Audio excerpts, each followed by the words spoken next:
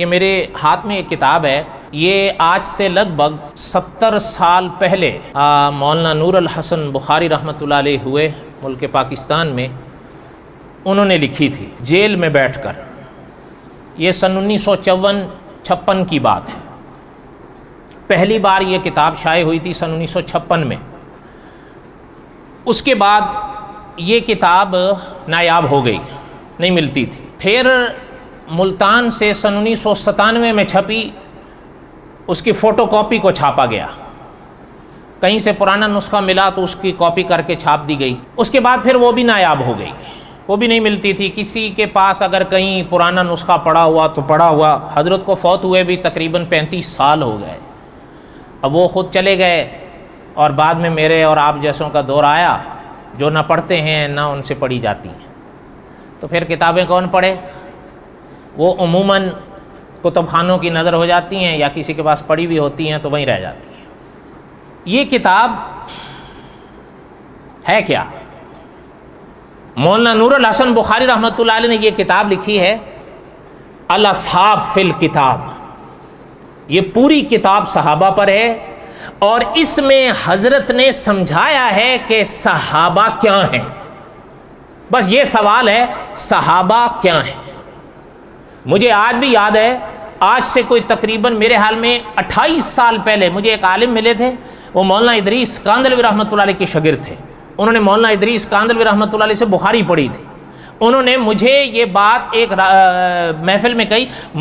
تب مجھے اس کتاب کا علم بھی، میں نے نہیں پڑھی تھی تب، یہ نایاب تھی، ملتی نہیں تھی، بہت پرانی بات ہے، 28 سال کم و بیش گزر گئے۔ وہ جب مجھے ملے تو مجھ سے کہنے لگے کہ بھائی میں یہ کتاب پڑھ کر صحابہ کے مقام کو سمجھاؤں کہ صحابہ کیا تھے، لیکن افسوس نہیں ہوتا کہ اتنی قیمتی کتاب اور وہ نایاب رہی۔ آپ تو خیر ان راہوں کے راہی نہیں ہیں، ہم نے تو ایسے ایسوں کو دیکھا ہے جو ان راہوں کے راہی اپنے آپ کو کہلواتے ہیں۔ جب ان سے ہم نے اس کتاب کا ذکر کیا ان کو کوئی پتہ نہیں تھا۔ ایک صاحب آئے، ایک دن میں بیٹھا تھا، ابھی یہ کورونا کی وبا نہیں تھی، تو میرے پاس آئے اور مجھے کچھ پیسے دیے، تو مجھ سے کہنے لگے کہ میں چاہتا ہوں کہ ایک کتاب آپ منظر پر لے کر آؤ یا اس کو تقسیم کروا دو آپ ان پیسوں کے ذریعے، جن پر ان میں عقیدے ہوں، عقیدہ ختم نبوت ہو وغیرہ، تو ہمارے لیے ثواب ہو جائے گا۔ ان کی بات سمجھ آئی؟ وہ مجھے پیسے دے کر چلے گئے۔ پیسے دے کر چلے گئے تو میں پہلے تو سوچتا رہا کہ بھئی کون سی کتاب، اسی ادھیڑ بن میں لگ گئے کوئی 2-2.5 سال، اس لیے کہ وہ پیسے اتنے نہیں تھے جس سے پوری ایک کتاب چھپ سکے، لیکن ان سے کہتے ہوئے بھی مجھے شرم آ رہی تھی۔ پھر میں نے ایسا سوچا کہ چلیں یا پھر کسی ادارے کو دے دیے جائیں اور ان سے کہیں بھئی آپ کتاب جب چھپاؤ گے تو یہ رقم اس میں ڈال دینا، لیکن پھر بھی میرا شرح صدر نہیں ہو رہا تھا۔ ہوا کیا کہ اچانک ایک دن اس کتاب کی وہ جو سن 1997 میں کاپی چھپی تھی نا، وہ تھی میرے پاس، وہ میں نے پڑھی ہوئی تھی، وہ میرے پاس پڑھی ہوئی تھی۔ تو ایک دن کیا ہوا کہ کراچی میں اپنے ہیں نا مفتی تقی عثمانی صاحب دامت برکاتہم، ان کے ہاں ایک صاحب ہوتے تھے، انہوں نے اس کتاب کا اس کہیں وہی پرانی کاپی جو تھی اس کا PDF مجھے واٹس ایپ کیا۔ تو میں نے جب دیکھا تو میں نے کہا یہ تو وہی ہے، اور میرے پاس وہ کاپی کی صورت میں تو تھی، اگرچہ اس کو پڑھنا آسان کام نہیں تھا چونکہ وہ بہت پرانی کسی زمانے، اور وہ بھی اس پرانے نسخے سے فوٹو کاپی کی گئی تھی۔ اس کو جب میں نے ملا کر دیکھا تو میں نے کہا اگر اس کتاب پر کام کر لیا جائے تو یہ کتاب اگر منظر عام پر آ جائے تو ان کے لیے جنہوں نے تعاون کیا ہے وہ تو ذخیرہ یا آخرت کے نجات کے لیے انشاءاللہ ہوگا ہی ہوگا، وہ جو لکھ کر چلے گئے ہیں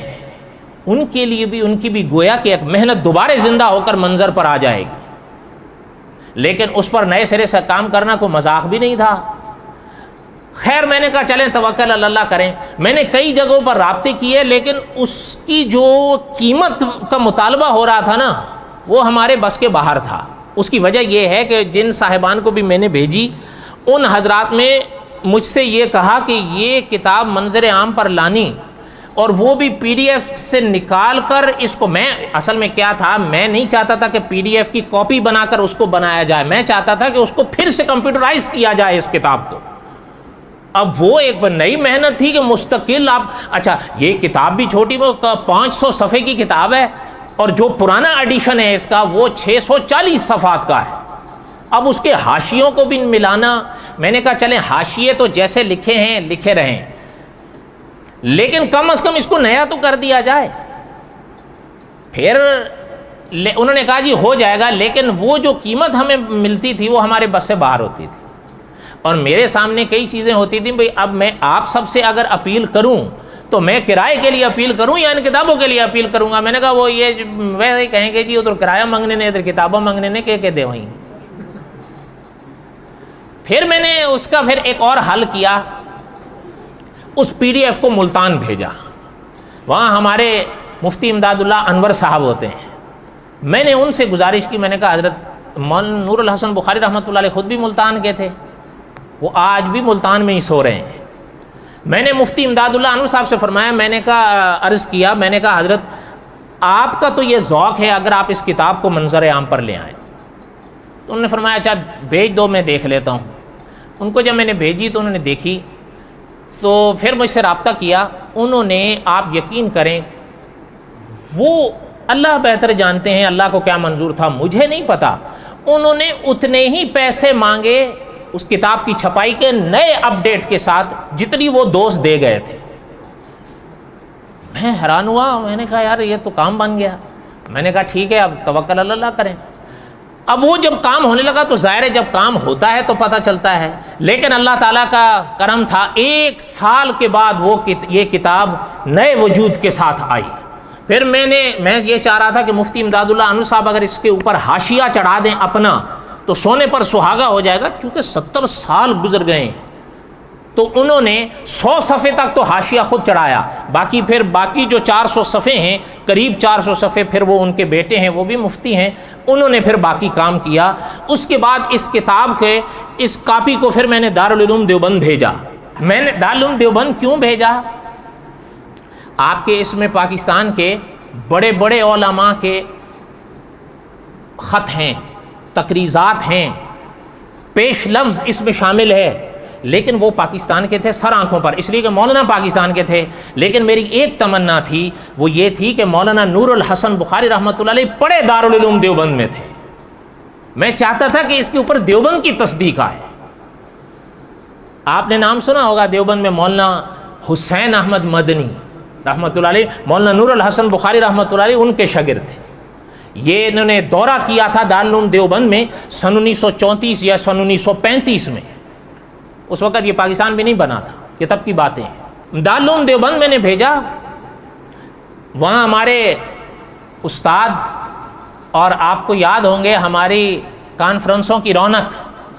سفیر ختم نبوت مولانا شاہ عالم صاحب ہوتے ہیں،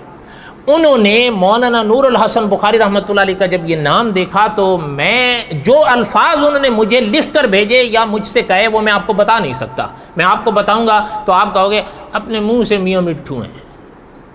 اس لیے میں دعا کرتا ہوں کہ وہ الفاظ اللہ قبول فرما لیں۔ انہوں نے مولانا کا وہ جو آج سے سمجھیں آپ کے 90 سال پرانا دارالعلوم دیوبند میں ریکارڈ تھا دور طالب علمی کا، وہ سارا نکال کر اس میں شامل کیا ہے، اس کی شروع میں ہے۔ یہ کتاب پہلے تو صفحہ شروع ہو جاتی تھی نا، اب یہ کتاب جا کر قریب 80 صفحے کے بعد شروع ہوتی ہے، پھر اس کو نئے ڈیزائن سے کیا گیا ہے، اندر اس کے سب اب نئی اپڈیٹ ہے۔ نئی اپڈیٹ سے مراد یہ نہیں کہ حضرت کے الفاظ کو بدلا، نہیں، الفاظ سب وہی ہیں، معنی یہ کہ وہ جو پرانی تحریر تھی نا جو اس کی فوٹو کا وہ ہاتھ سے لکھی ہوئی تھی، اس زمانے میں کمپیوٹروں کا تو رواج تھا نہیں، وہ تو ہاتھ سے لکھتے تھے، لیکن پوری عبارت کو پھر اس کے بعد میں نے جب یہ بن گئی انہوں نے مجھے بھیجی، تو بھیجنے کے بعد پھر وہ جو میرے پاس تھی جو فوٹو کاپی لی گئی تھی، پھر میں نے وہ حالانکہ میں نے پڑھی ہوئی تھی، پھر میں نے از سر نو اس کو پڑھا، اس لیے کہ پھر مجھے اس کے ساتھ ملانا تھا۔ اب میں یہ نہیں کہ اس میں کچھ نہ کچھ الفاظ کی، جملوں کی غلطیاں، حرفی غلطیاں آ گئی ہیں، وہ تو انسان ہے نا، آ جاتی ہیں، وہ چلیں میں نے اس پر نشان لگا دیے ہیں، وہ ایڈیشن میں، وہ جو ایڈیشن ہے وہ گھر پہ ہے، میں نے رکھا ہوا ہے، اس پر میں نے نشان لگا دیے کہ اگر اللہ کا کوئی نیک بندہ اس کتاب پر پھر سے کام کرے تو صرف وہ کتاب مجھ سے لے لے، اور وہ سارے نشانات لگے ہوئے ہیں، وہ آپ بہت آسانی سے اس کی کریکشن کر سکتا ہے،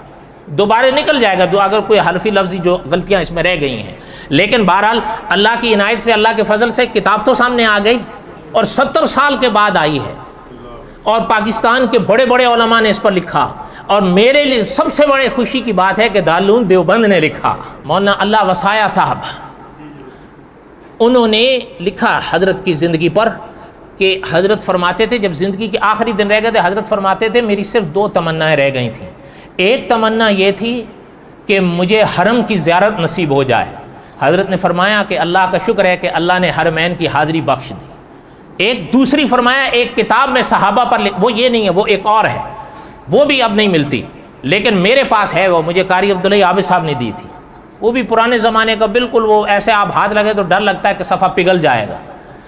لیکن وہ رکھی ہوئی ہے وہ میرے پاس۔ وہ حضرت کی زندگی کی آخری کتاب تھی۔ حضرت فرماتے تھے کہ میری تمنا تھی کہ اللہ مجھے زندگی کے اتنے لمحات دیں کہ وہ کتاب میں مکمل کر لوں۔ آپ یقین فرمائیں مولانا اللہ وسایا صاحب نے لکھا ہے وہ کتاب مکمل ہوئی، گود میں پڑی تھی، عشاء کی نماز پڑھ کر آئے بیٹھے اور اس پر نظر ثانی کی، نظر ثانی مکمل ہوئی، آنکھ بند ہوئی اور روح گئی۔